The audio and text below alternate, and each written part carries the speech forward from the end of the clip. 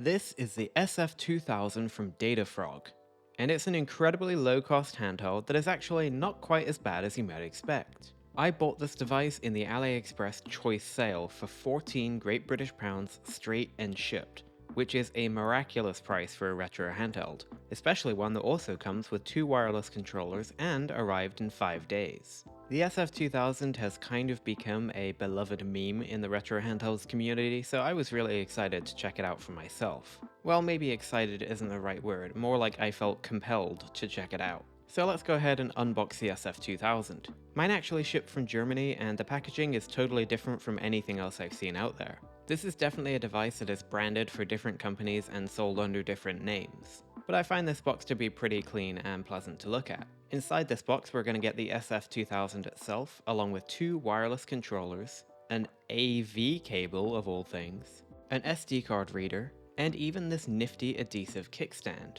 which I'm definitely not going to use on this device, and I'm going to put it on something else. But for £14 this is a pretty full package. And it bears mentioning that you might not get all this stuff if you order this from a different seller. Anyway, here's the handheld itself, and this is the elusive black version.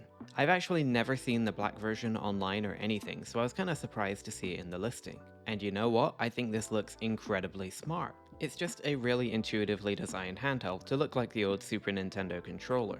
And I gotta say, I love the face button section here with the light grey backing, the dark grey buttons and the little color dots in the middle, along with this kind of retro italic text. I think it looks fantastic actually. You'll probably notice the 3-inch screen in the center here that has some pretty hefty bezels, but we'll get to that in a moment. Along the top you'll find the single L and R buttons, and on the bottom there's a physical off and on switch, a Type-C charging port, the single SD card slot, the AV out port which is for audio video output, and a lovely volume wheel. And the back here is very interesting. You have this dotted pattern on the left and right, but only the left hand side is a speaker grill. The right hand side is purely decorative, and under this screwed in flap here is a 18650 battery, which yes is the same type that you might find in vapes and that kind of thing. And it's easily user accessible and replaceable, which is great to see. One interesting characteristic of this handheld that I really like is that when you set it down on a surface, it sits at an angle, and I think that just looks kind of cool. Just kind of a weird thing I noticed. As for the controls, they seem pretty good. The D-pad is kind of light and a little bit loose, but it feels nice and smooth under the thumb. There's no hard edges or anything, and it just seems pretty good overall. And the face buttons are fine as well. When you push them down, they do go completely flush with the case, which isn't the nicest feeling in the world. But I do really like the kind of open, broad surface of them, and how thunky they are when you push down on them. Start and select are the only rubberized buttons on this handheld, and they feel great too. The only buttons that don't feel so great are the L and R shoulders. They are just way too loud and clicky, but actually they feel okay. Oh, and of course I almost forgot the analog stick. It's a Switch style stick that does not click down for L3.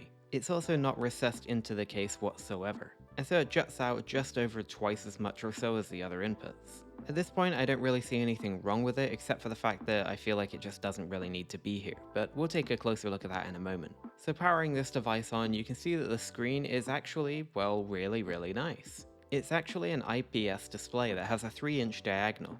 However, it's not OCA laminated. And what that means is that there's a space between the top glass and the display itself. However, since it's an IPS display, it has great viewing angles and it's very vibrant and colorful. Looking straight on or even at a slight angle, I really have no complaints about this screen at all. I think it looks fantastic. For the price, I mean, this is unbelievable. I'm really surprised by how nice this display is. And the operating system here is actually not too bad either. There's a list of systems that you can go through with up and down, and each entry has 4 kind of select titles that I guess the DataFrog team or whoever have chosen. And for those titles you can just press A to jump right into the game, or you can press start to access the full game list. And you know, it's pretty simple. You got a list of games, we have some box art, and I honestly don't have any complaints here. When you're in game, you can press start and select at the same time to bring up the emulator menu, and that will give you 4 save states per game that you can save and load, and an option to quit the game.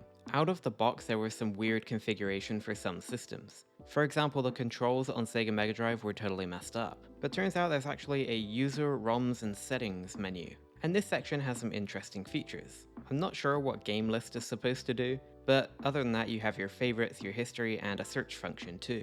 And of particular note, the search function works really well, and way better than some of those old cheap PowKitty handhelds. Anyway, the point is, if you scroll over more, you can change the key mapping for each system.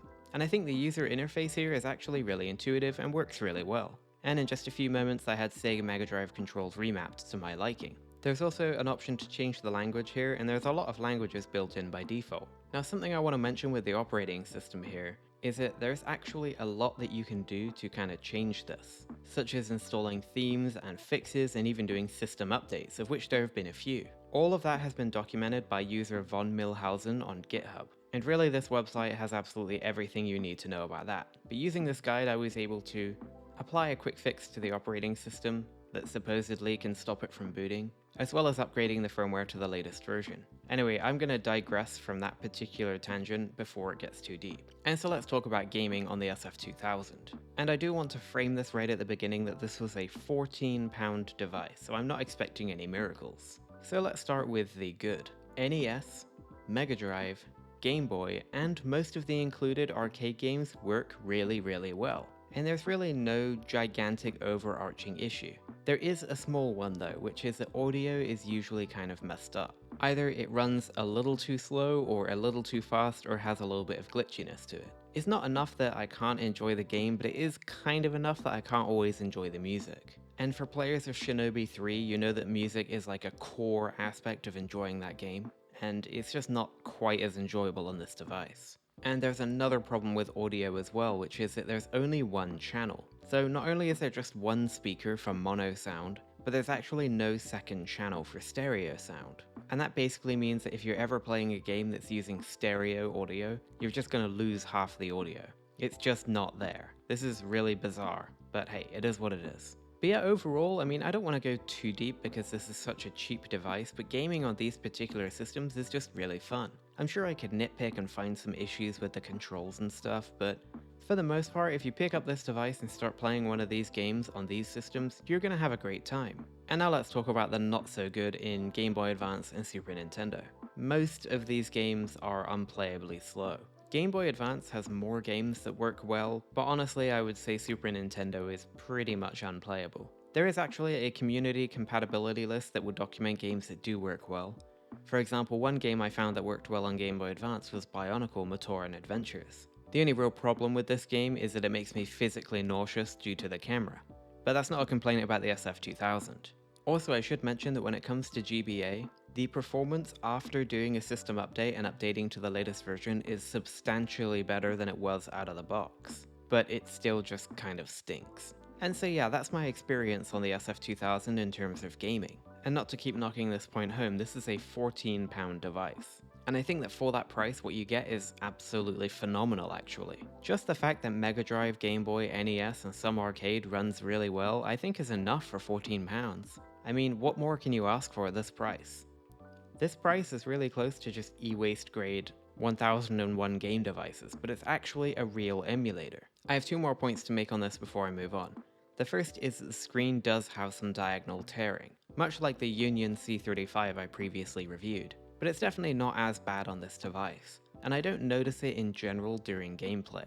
The only time that I have noticed it is when the screen transitions from one color to another. For example, if it flashes white or something, you'll very clearly notice the tearing. But it's not too bad, and for this price, whatever, I don't care. And the last thing is the analog stick, because actually I really like this. It's really nicely placed and comfortable to use.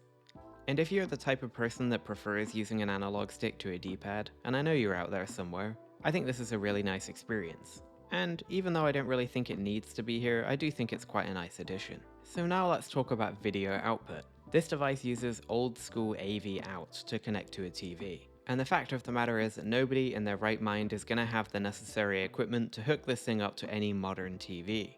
So here I have all the necessary equipment to hook this thing up to a modern TV, which is basically an AV converter box that converts the AV signal into HDMI. And there we go. I mean, it works. I think it would work much better if it was connected to a CRT, which I actually think is the point. But I couldn't bring myself to go out and buy a CRT just to test this out. But it does work really well. And by the way, the box here came with two wireless controllers. In terms of controls, they feel exactly the same as the DataFrog itself, down to the material and the way the buttons react and everything. And there's a physical toggle switch on here to toggle it between player 1 and player 2, which I think is really cute. And just grabbing Mrs. Breeze really quick for this segment, I can say that we had a lot of fun playing some multiplayer games on this device. And there were no nasty surprises when it came to controls or connecting the controllers or anything, it all just kinda works. And I think that's pretty surprising given we're talking about multiplayer gaming with wireless controllers and video out on such a cheap and simple device. It all just kinda worked. And well, that's the SF2000 from DataFrog.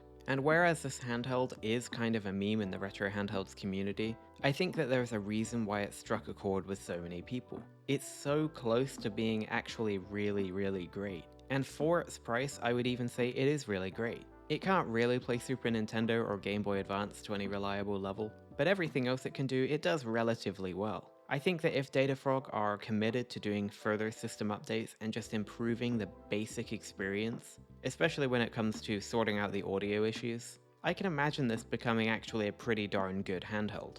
In fact, I think it's already a pretty darn good handheld. I mean, this thing was 14 bucks. And I really don't know what else I could ask for this price. Well, actually, I know exactly what I could ask for this price. And that is this exact handheld, but shaped like a Sega MegaDrive controller instead. And that's because I think that Sega MegaDrive is where this device really excels. But really, this review is a little too long already for this handheld, because it's just kind of nice. It's a simple device, it does what it does, it's not perfect by any means, but for £14 it's just really nice, and I like it a lot. I hope that DataFrog continue to work on and support the device with further updates, and I hope the community can come up with some kind of custom firmware solution too. I think there's a lot of potential here, but I also don't really think that potential matters, because I think that how it is out of the box is just kinda nice and quirky and fun. There's just something really simple and kind of rudimentary about this device that's just really enjoyable. And just to cull the risk of getting too emotional here, I'm gonna wrap this video up. Thank you so much for watching, I greatly appreciate your time. If you enjoyed this video, please do go ahead and leave a like on it, and be sure to subscribe to Retro Breeze for more content just like this. Also, leave a comment down below if you have a DataFrog or if you're planning to pick one up. I'd love to hear your thoughts on that. And that's this one done. Thank you very much for watching Retro Breeze, and I look forward to seeing you again next time.